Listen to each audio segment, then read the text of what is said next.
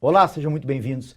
Este é o Tema Direito, programa do curso de Direito da Universidade Franciscana. Esse programa tem o objetivo de levar até você a informação sobre o mundo jurídico, esse mundo tão complexo, tão difícil, tão contingente e que muda a vida das pessoas todos os dias, por óbvio. Você pode contribuir com a pauta do programa, inclusive enviando e-mail para direito@ufn.edu.br, fazendo as suas sugestões de temas específicos, pautas específicas, convidados, tudo relacionado ao mundo jurídico. Como sempre, faço questão de referir, esse é o foco central deste programa. Meu convidado de hoje, professor Radamés Comaceto, professor do curso de Direito da UFN. Seja bem-vindo, meu amigo. Muito obrigado, professor. É sempre um prazer, estar no seu programa.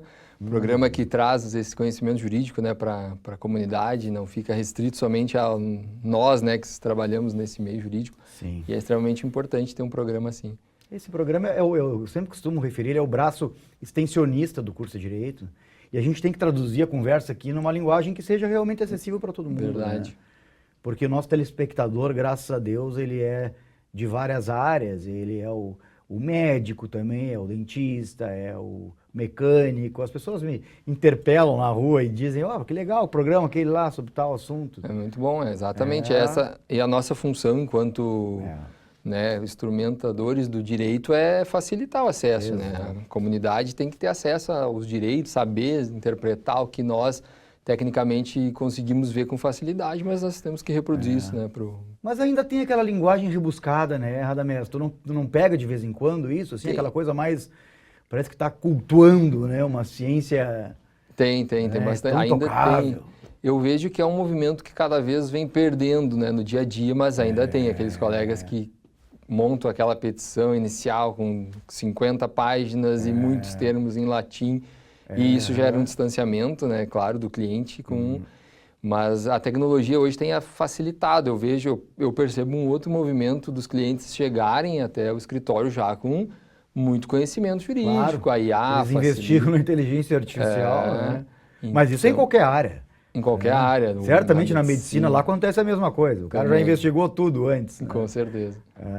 A tecnologia muda muito, assim, para ti, o teu dia a dia, a inteligência artificial, ela gerou essa revolução toda aí que o pessoal está comentando no teu escritório especificamente? Tem mudado, e eu tenho visto como algo bem positivo.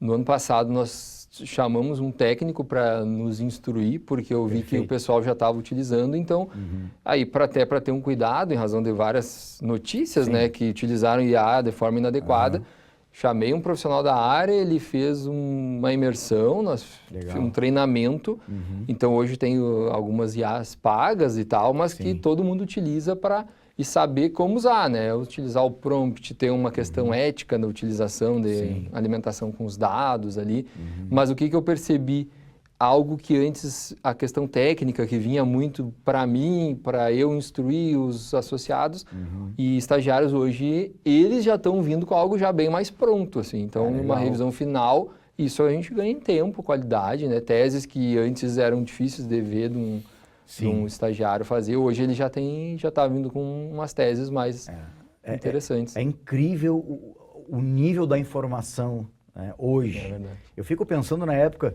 e você também fez mestrado, Radamés, e na minha época de doutorado lá, de mestrado, a diferença da pesquisa jurídica na época para hoje. É verdade. É incrível, é muito diferente. Muito diferente. Hoje, esse raciocínio eu já fiz, orientando alunos que às vezes o aluno reclama de não ter acesso a... é muita... O meu tempo é o tempo do livro físico. No mestrado eu também utilizei muito, já tinha algumas questões, alguns livros digitais, mas muitos digitalizados, que tu não tinha como fazer a busca fácil ali, era só um escaneamento mesmo. Mas hoje é muito mais acessível, Então tu tem muito mais ferramentas à tua disposição ali e facilita.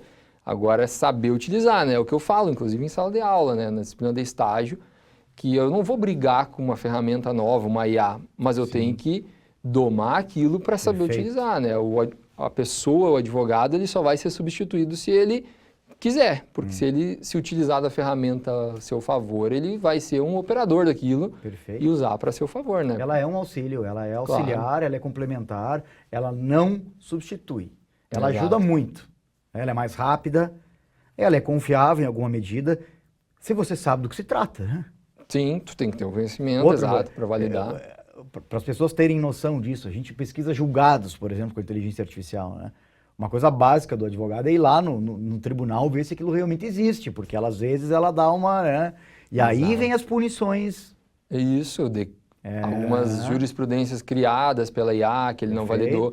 Mas esse é um dos elementos que nós lá no escritório nós trouxemos, que o advogado que utilizar disso, ele tem que validar no tribunal, então buscar a fonte efetiva daquela informação. Senão é multado. Senão vai gerar uma multa e acaba repercutindo. E as multas estão pesadas, os tribunais estão apertando a caneta ali. Radamés, e essa reforma tributária aí, meu amigo? O que tem a dizer sobre isso para nós? Vai mudar muita coisa? A reforma tributária, então, até é bem importante que muitas pessoas elas acreditam que a reforma teria vindo para reduzir a carga tributária e, na verdade, não, né? Sim. O intuito do legislador foi simplificar um sistema que era complexo. Ele, a certa medida, ficou um pouco mais transparente, mas não deixou de também ter uma complexidade. E também diminuir a questão da guerra fiscal entre estados, ter uma atuação da tributação sobre o consumo, que é um ponto que é muito crítico, porque se nós pensarmos uma pessoa que ganha um salário mínimo ou que ganha 50 salários mínimos, ao comprar uma garrafa d'água, paga a mesma carga tributária. Sim. Então, o legislador, pensando nisso, criou algumas ferramentas, por exemplo, como um cashback, que ainda não está ele não está ainda sendo utilizado, mas já está em processo de adequação daquela pessoa que é considerada baixa renda, que está vinculada ao CAD único, ao realizar uma compra, ele ganha um cashback para uma compra futura compensar. Um troco, né? Exato, e ele vai utilizar aquela tributação para uma compra futura. A guerra fiscal, que era algo que era muito nocivo nos estados, né? Porque observávamos que algumas empresas vinham se instalar no Rio Grande do Sul, não, vou ir lá para a Bahia porque lá tinha um incentivo fiscal. Sempre foi assim isso? Sempre foi. Isso era muito em razão do ICMS, que era... Sim. E os estados jogavam um pouco sujo com isso também, né? Exato. Com os incentivos. Exatamente. O que acontece agora? A reforma disse que a tributação é no destino. A empresa pode estar instalada na Bahia, em Sergipe, no Rio Grande do Sul. O consumidor, onde o consumidor tiver, é que eu vou tributar. Sim. Mas para que fosse possível isso, tinha que mudar a forma, o tributo em si. Porque hoje a grande carga tributária dos estados era o ICMS, ainda, porque ele ainda é cobrado. Nos municípios, o ISS, né? O ICMS, circulação de mercadorias e alguns serviços, o ISS, imposto sobre serviço. Um era local, municipal e o outro estadual. O que agora acontece? A reforma vai lá e extingue esses dois impostos, mas cria um imposto em substituição a ele, que é o IBS, Imposto sobre Bens e Serviços, que ele vai ser gerenciado por um comitê, que a gente chama de comitê gestor, que ele é nacional.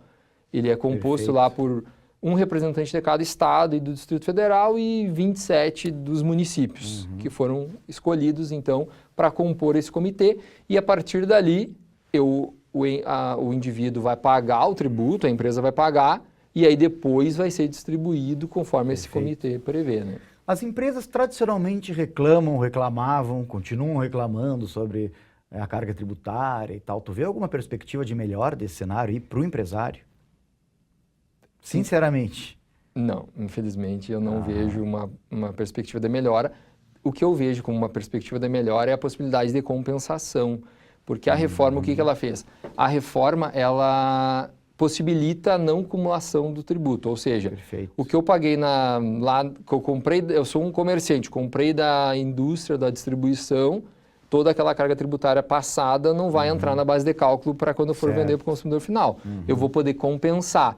Isso, de certa forma, é um benefício, então, porque vai...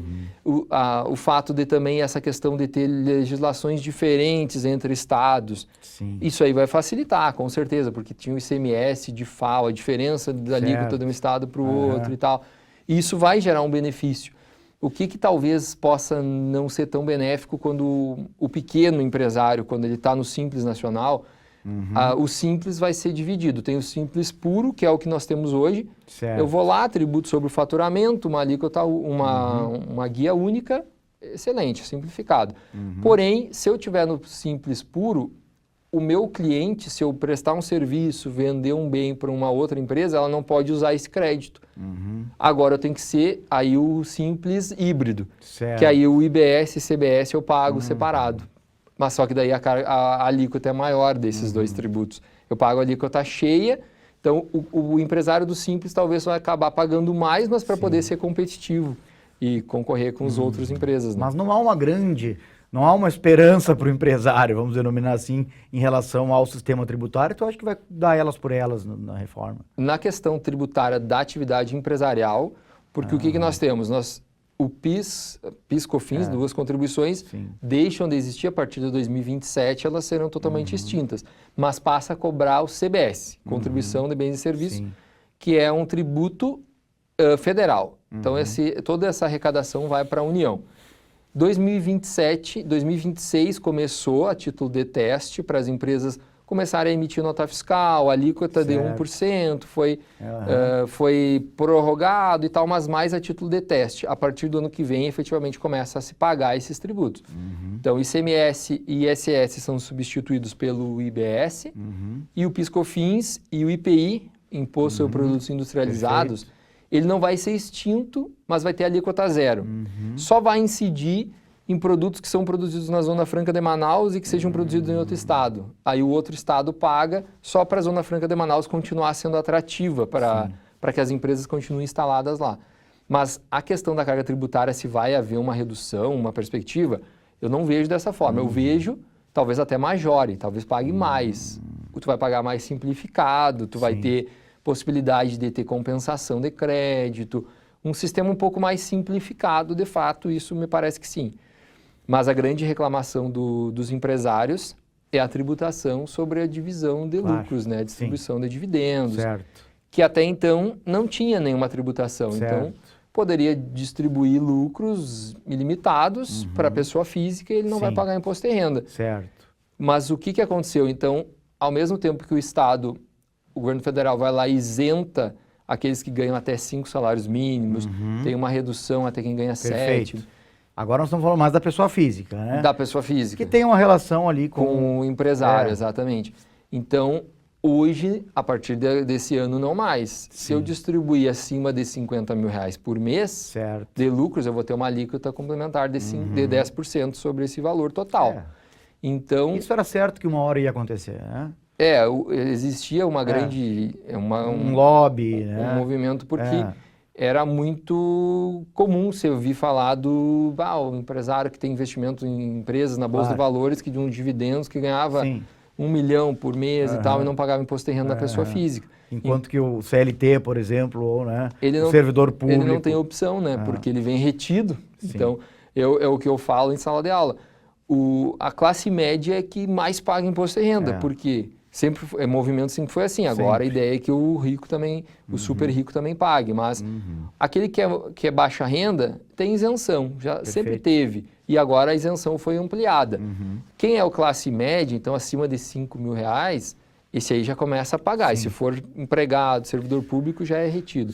O empresário sempre foi o discurso que ele não pagava na pessoa física. A ideia do legislador foi fazer com que ele pague.